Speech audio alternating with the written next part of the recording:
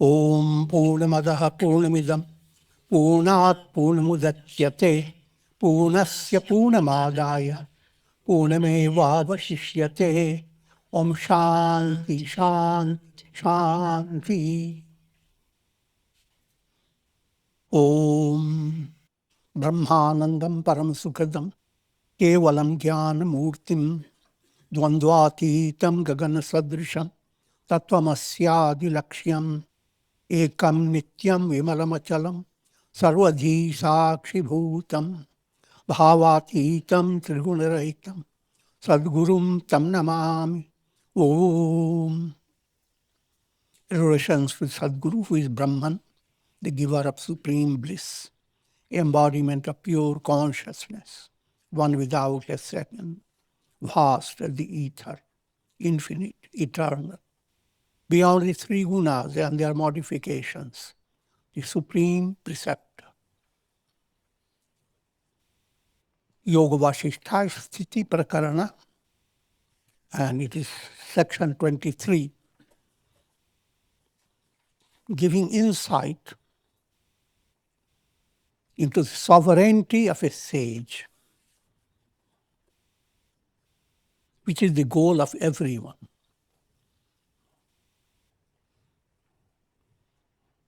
It's not something just to listen, but to realize. You are not going to be given any information.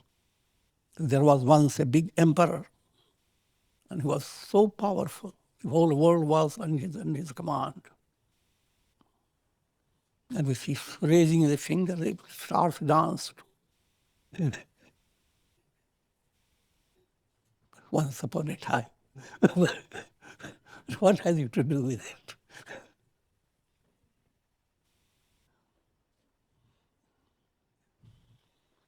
The purpose of this scripture to awaken in every individual the spiritual insight of who am I? I am.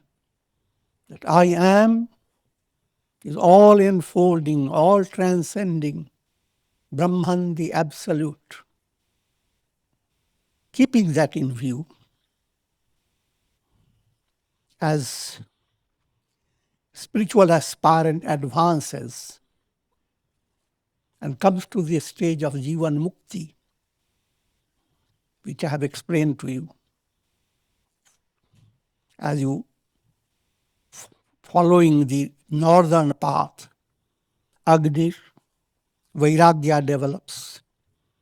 You go on developing detachment from the world and become more and more attached to the reality behind the world. Detach and attach, sometimes people get mixed up.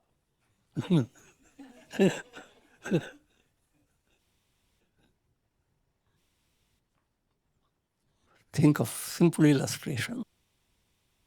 You are dealing with a baby. Baby is lovable. The mother must love the baby. But if mother is developing spiritual insight, loving God in the baby. That's what happened with Mazalasa. The very cradle song she created, Shuddhosi, Buddhosi, Niranjanosi. So she is loving the baby, holding the baby, kissing the baby, showering all the affection. To the outside people, how attached she is. But she is not attached to the physical baby. She is attached to God within the baby. Same baby now has become a means, a kind of medium of loving God. Same relationship. That's the ideal of developing profounder relationship. First, attention, profound relationship with people who are near and dear to you. Figure it out who is very dear. Then let's go into dear stage. What makes the person dear? God within the person. So you are inspired to develop divine love through your near and dear ones. But if you further advance, you find changing people who are gross, who are sick, making them healthy by your smiles, by your gentle heart, by your patience. Love that makes thorns blossom. So now that love has going on to a little more, not only you are loving God in near and dear ones, but loving God in far and away ones. In other words, your mind does not have place for any hatred towards anybody. Matri bhavana. All is yourself, the best friend. Negative people give you profound lessons. Listen to them. Thank them.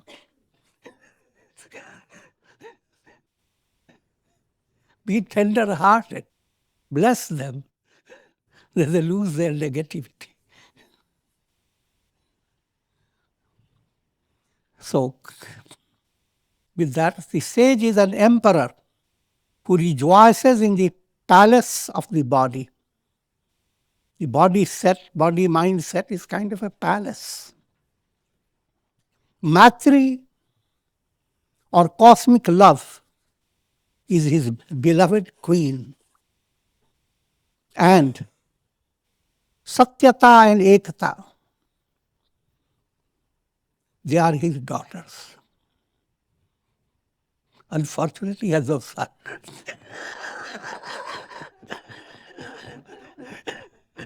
The joke.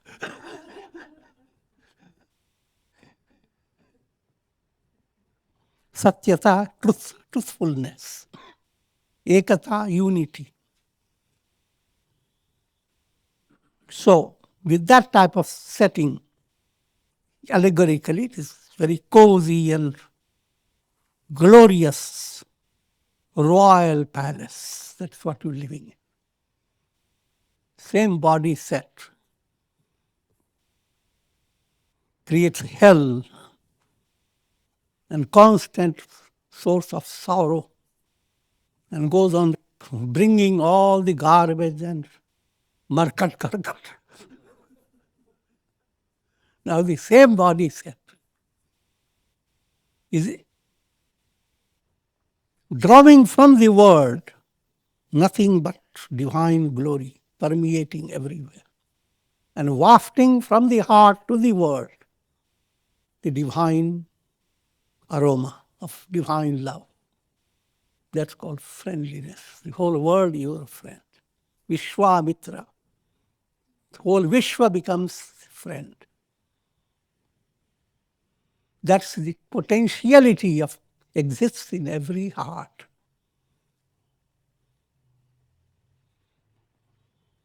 And it is not only, since it is the potentiality, it is your reality. You don't have to work hard for attaining reality. Reality reveals itself. You work hard to sustain unreality. You work very hard to sustain that which is unreal, that which is illusory. And that's the role of moha. How you see every home has to suffer from countless miseries. Tears flow out, make lakes and streams.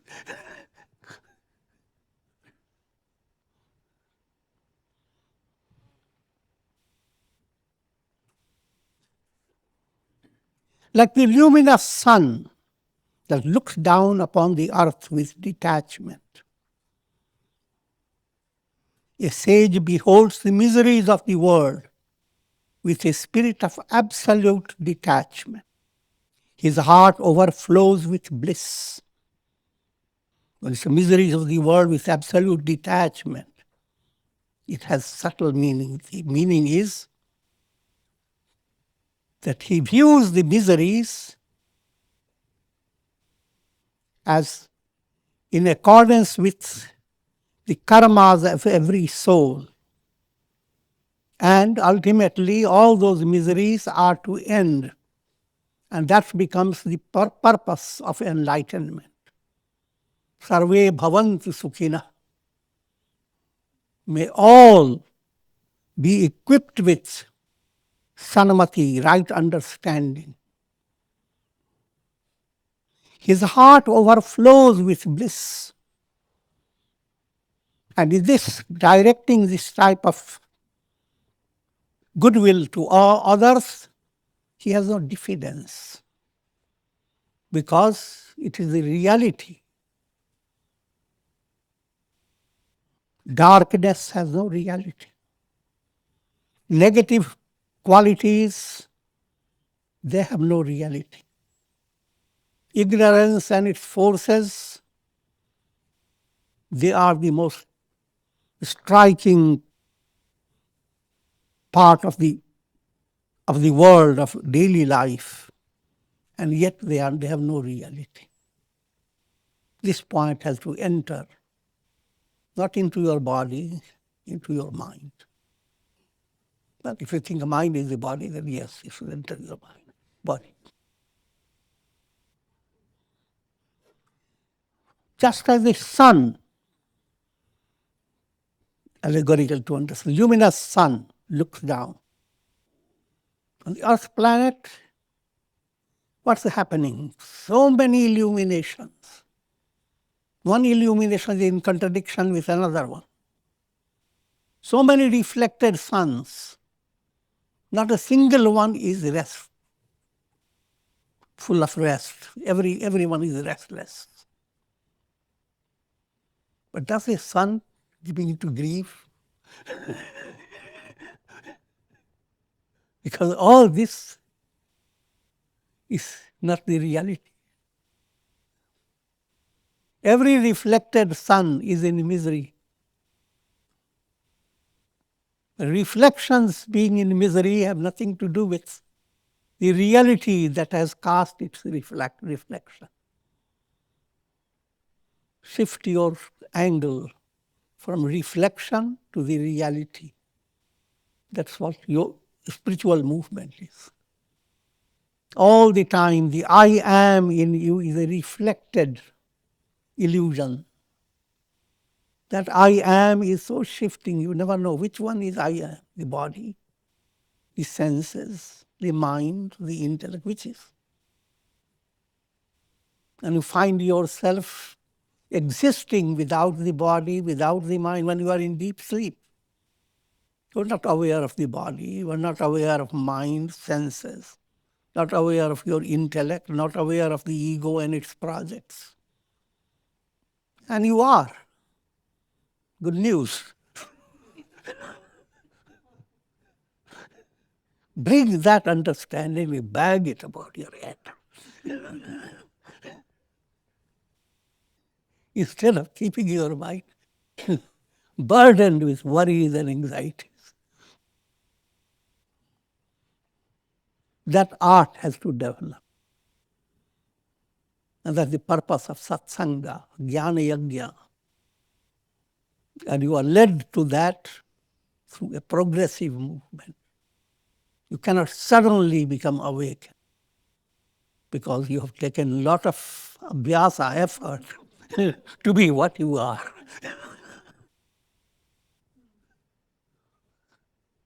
Undoing will take time, but it will be very surprising. It will not take time exact with mathematical precision. The negative that you built up through so many years and many lives, in cutting the negative down, it will take you some time, but not exactly all the time you built it up. What the time that now will take will have a magical effect. You may begin to think it will take me a long time. But if you continue, and your mind begins to understand the illusoriness of time, you'll be shocked. It is instantaneous realization. His heart overflows with bliss. For just as virulent poison does not affect the throat of Lord Shiva, so the flaws of the world do not affect the sage. It's another Puranic illustration. Lord Shiva, the ocean was churned, first thing came was terrible poison, and Shiva sucked it in. Instead of poison, instead of hurting him, made his throat very beautiful. Blue. It's allegorical and profound mystical meaning behind it. But the basic point is that all the poison that is in the world goes into the throat of God and it becomes nothing, becomes nectar. And if you become united with God, if you begin to commune with the heart of God, or bring God in your heart, that God for whom poison doesn't exist. So if you are joining with God, how can the poison affect you? All the poison will be turned into nothing. All the tapas, 3 tapas, miseries, will vanish. Shanti will prevail. When a person interacts with a thief with the recognition of his deceptive nature, he is not frustrated by him. First, I have given you the idea how this Godward movement turns or gives a special mystic spiritual value in all relations. In all your near and dear ones, you begin to experience the sweetness of divine touch. So you are, in loving your relatives, you are actually loving God in them. That type of culture has to develop, that's the highlight. But as I have said, this attitude is not limited only to loving relations. Even towards those who are negative, people who are not normal people, who are dusht, deprived of good culture, rajasic, tamasic, demoniac. Being saintly, having friendly attitude to all, how do you deal with them? You stay cozy with them. Raj Yoga has given that already. Those who are extremely crude, you just stay out of them. Let them be like a wall, or you be a wall. But those who are communicable, now you communicate with them. They may think that you don't know them and their deceptive nature. But you outfox them.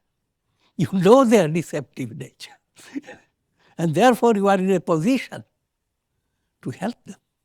Think of the doctor and patient. Doctor knows the diseases. And if the disease is contagious, doctor will try to keep his nose out of the way. but we'll do everything possible to help the person. So that type of attitude develops normally, automatically, as you become truly a human personality with purposes fulfilled. And just to remember, this whole movement to being so good is a progressive. Start becoming being good, announce today, 2 hours tomorrow. But have sustained movement. Never come to a state of being good doesn't do any good.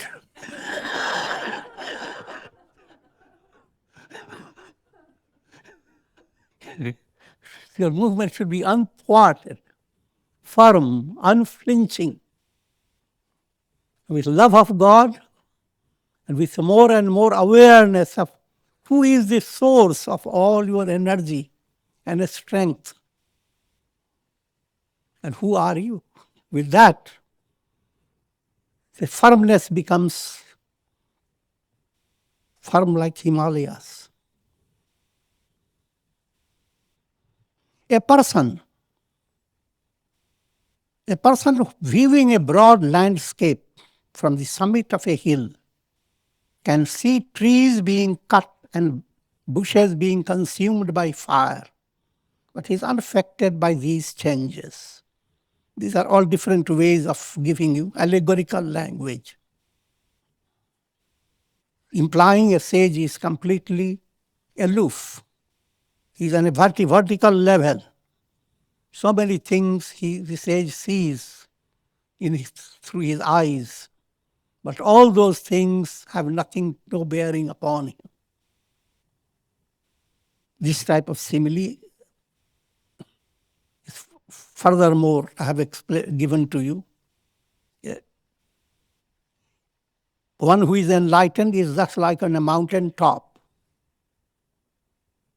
Those who are not enlightened, they are as if going through the road that is at the foot of the mountain. The road that goes at the foot of the mountain. The relationship between the foot and the top. Now, if there is a person at the foot of the mountain, for him, all the vehicles that pass by, there is a past, present, and future.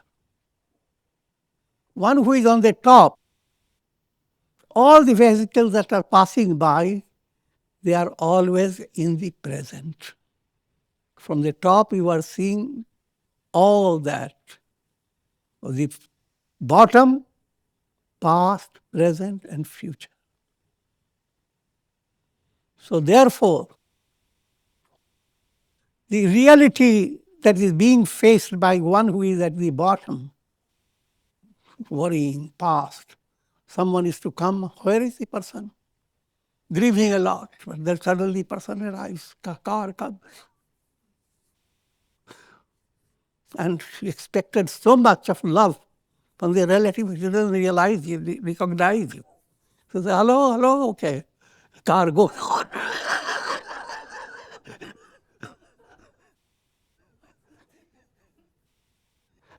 And her mind has impact for the past, impact for the future.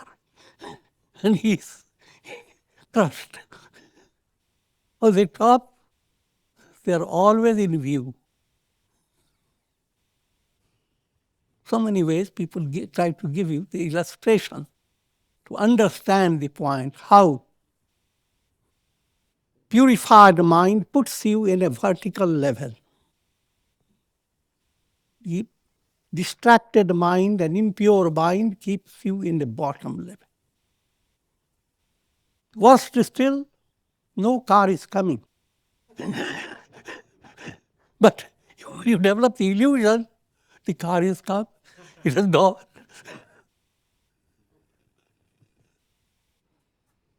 When the veil of ignorance,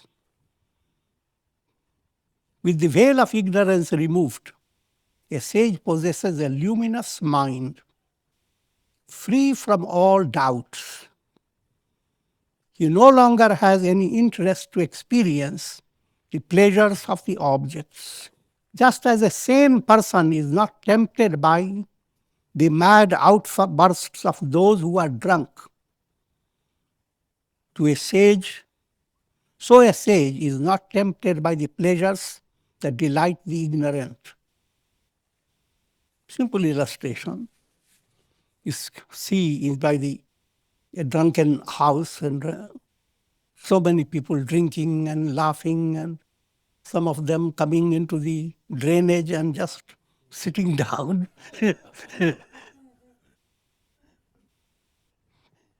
And one who is sane is untouched by it.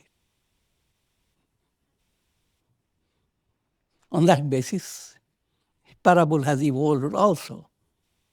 That someone goes into the drunken party and all the people, seeing his personality very effulgent, welcomes him, brings the best of wines, and he allows them to drink, and they're very happy, but he has not taken any. They look at him and, "What? You have not taken the drink." Oh, he takes the drink up, puts on his mustache.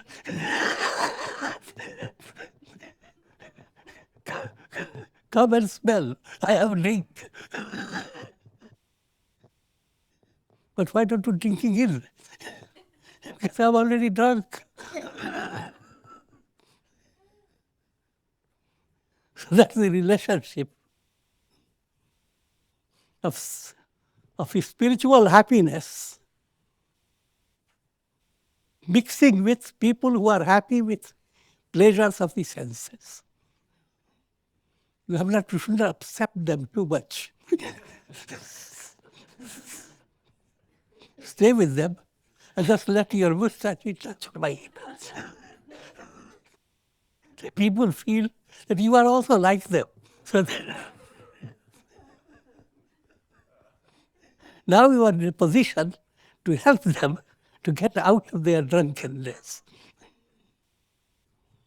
O Rama, just as an elephant is disciplined and guided to the right path with the help of a sharp spear, so the mind must be brought under one's control with the help of inquiry and reflection.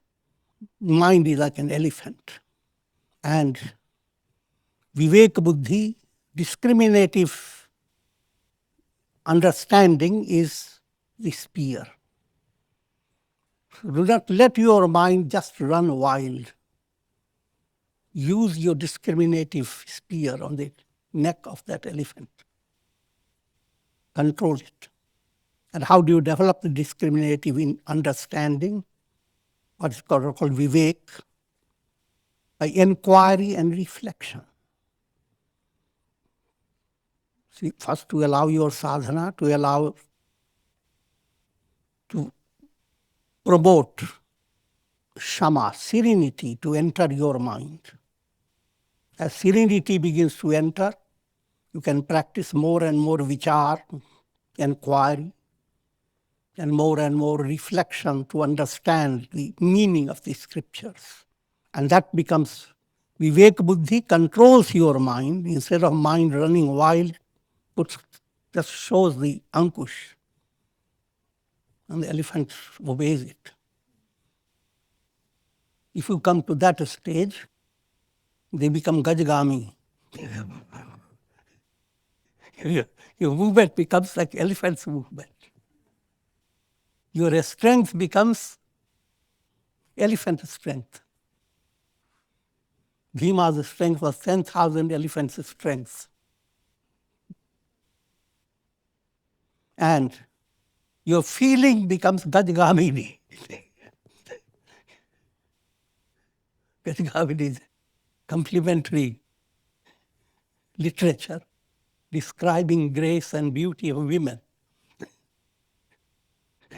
How do they move? move like the graceful elephants. Literally. But in reality, it refers to the movement that, that moves away from the cycle of birth and death.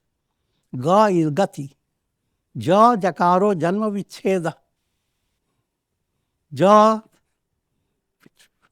cuts down the cycle of birth and death. When you have that movement, and the strength behind that movement is that elephant power. So Bhima described 10,000 elephants' strength.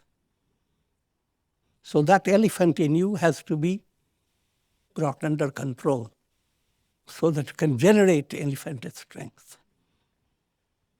In other words, it's always, day by day, in every situation, that always, every situation presents a choice. Should you do this or should you do that? Early in the morning, lying on the bed, someone puts two fingers near you.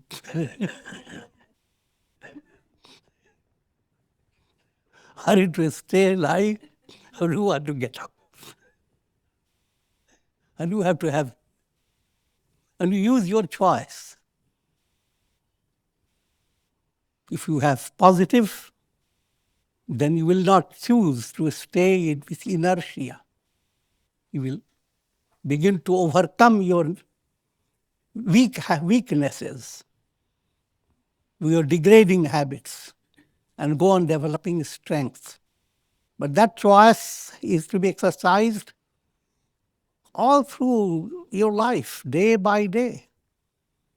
You are always exercising your choice, but the choice can be exercised in a much more defined way. As you do sadhana and sattva develops, your choice becomes automatically a kind of a mystic choice. Sahaj, automatically you are drawn to what is right and avoid what is wrong or degrading. Sahaj, spontaneous. When the mind is disciplined by austerity and meditation, it is easily satiated even with the simplest pleasures of the world.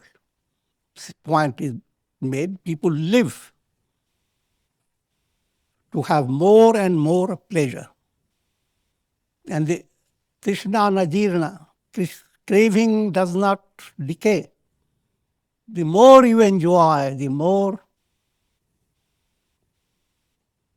desire develops. Thirstier you become.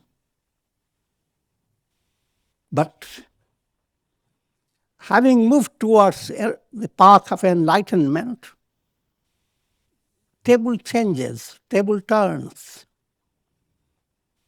Least of the pleasure, more is the fulfillment.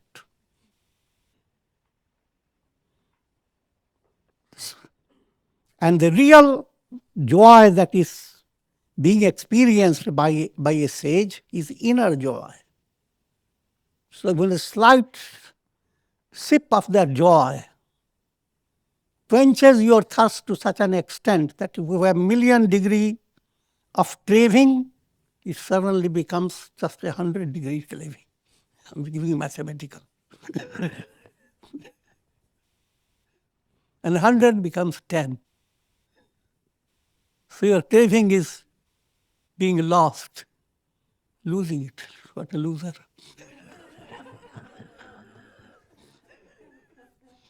And satisfaction is blossoming.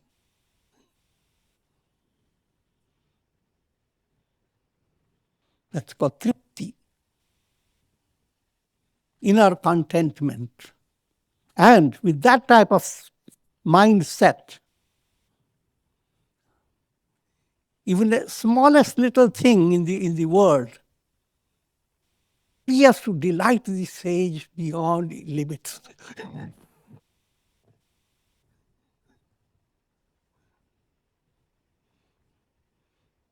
But if you are not in that stage, then your delight depends upon quantity. More quantity given to you, then you feel happy.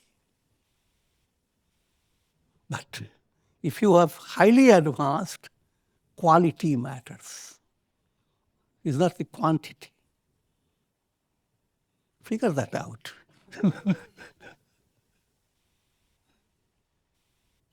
See how the paddy in the field, having survived the scorching heat in summer, delights with a brief shower.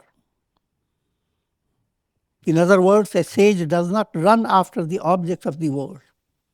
With a mind afflicted with insatiable craving, the sage does not run after the object with that insatiable craving, but rather with a mind that is ever contented and illumined. A king who has just been released from prison delights in even the smallest morsel of food.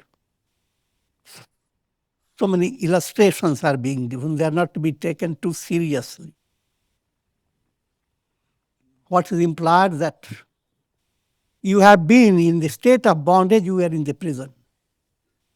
Now you become liberated. You are out of prison. Now in the prison you craved for food and you didn't get the food you wanted. Out of prison, you are so happy. Food is not your matter. So even the smallest little food that comes to you is very joyous. It's just giving you a simple idea of spiritual happiness versus material happiness. If you have spiritual happiness, then even little things of this world will be sufficient for you. This is what is called blessed are the poor. You are happy with the smallest little possessions. But if you don't have that, then your happiness depends upon how many things you possess and you enjoy. But in a very simple way, if you are really satisfied within yourself and with inner ornament of spiritual virtue, even a little rudraksha will decorate your neck wonderfully. But if you don't have, then we look for someone who can give you the pearls, but then look at somebody having better than your pearls.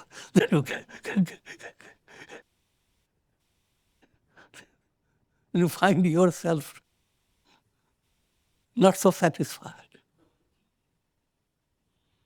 In other words, the heart of a sage is absolutely contented with God within.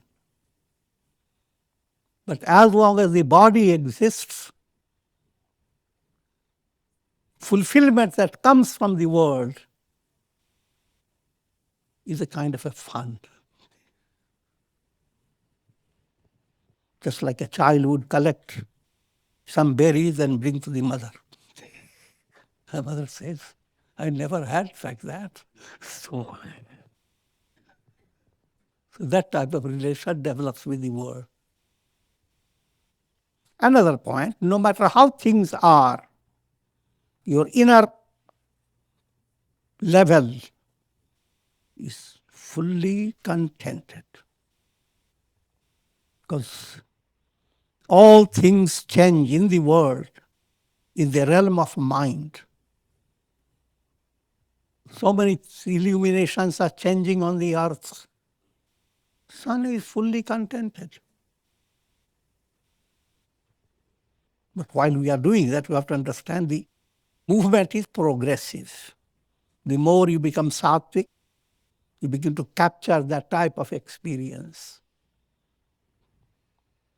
If you are desirous of attaining the sovereignty of the spiritual kingdom, you must conquer the enemies of the senses. And in this valiant project, exercise your self-effort to your utmost. Enemies of the senses implies Shadripu, Kama, Krodha, Lobha, Moha, Mada, Matsarya, perverted desires, anger, greed, and so forth. When these dominate your mind, your senses do not operate sensibly. They function senselessly. In this valiant project, exercise your self-effort to your utmost. How should you exercise your self-effort? Now here's the allegorical writing.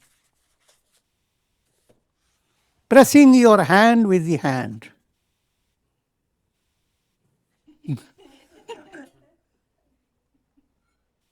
Clenching the teeth against the teeth. That I'm not going to do.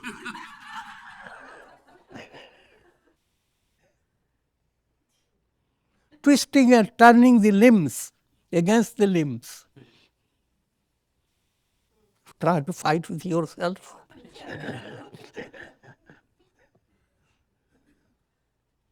Do not leave any stone unturned. That's the big message. The idea the whole world is illusion doesn't mean that in your self-effort you should be deficient. Your self-effort should take care of all your responsibilities. Leave no stone unturned. With the intention, with that objective of allowing the self-effort to blend with grace of God. It becomes a dynamic movement. You must accomplish this victory over the mind and senses. Nothing should deter you from this glorious task. What's the use of conquering kingdoms when the enemies of the senses are not conquered within one's own heart? Implying all the sense of I'm so great because I've attained this. People develop so much pride of their attainment, their possessions, putreshana, vitteshana, lokeshana, all types we have described before. But what's the use of developing that if you have not controlled your whims, your anger, your hate? You have not controlled your mind's debility. It just goes on bringing all types of junk. That should be your real pride. Pride that has morality, that expresses through silence. The real sattvic pride gives you silence. When you know your greatness in the real way, you don't need to prove before people. And so, but this is the predicament of the masses. Everyone wants popularity, to be recognized, to be powerful. Nothing wrong in it, because that's this real urge of the soul. Soul is never satisfied until it attains its realization. Due to ignorance, mind becomes deluded. So you are developing so much pride and so much goro, a kind of glory about yourself on the basis of external possessions. But look within yourself, even the slightest worry, grief, imagination, they spoil all your attainments. A wrong information, a wrong understanding, a wrong type of imagination. And inwardly, you remain in a very shallow level. Outwardly, you may go into the pages of history as a great person, powerful politician, and so forth. But that has no real substance about it. How much you can, in brief, how much can you allow your higher self control the lower self? How much can you rise beyond body, mind, and come closer to God?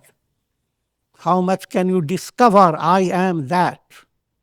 That is the substance of all that is good, great, gracious.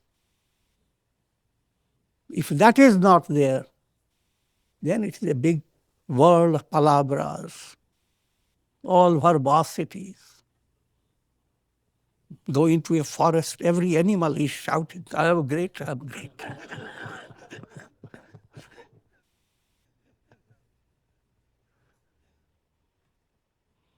When the senses are conquered, a sage becomes eternal ruler of all that is.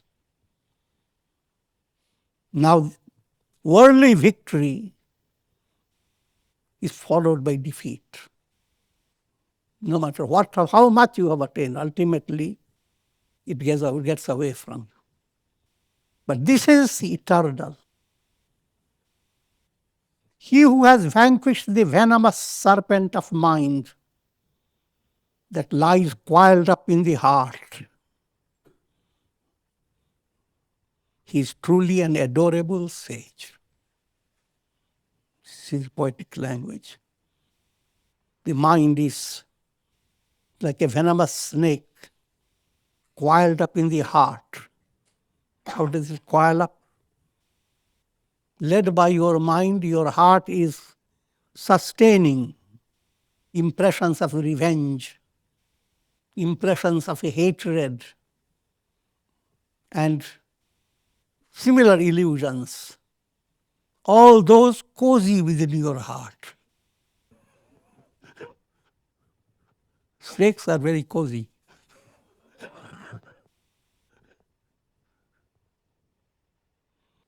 But the effect is you are going to go through life after life, a world of countless torments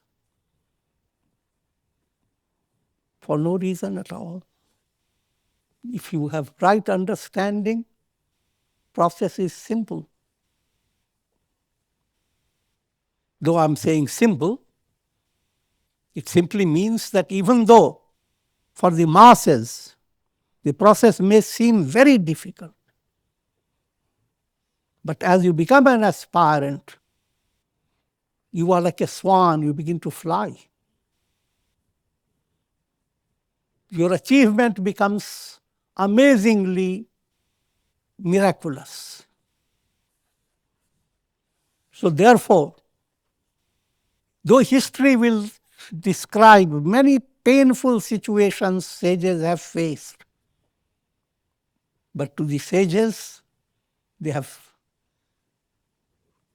faced amazing excursions, adventure, from going from height to height.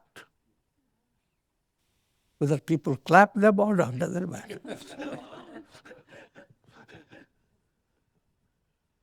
Their adversities, there have been their triumph. So with this, I'm concluding.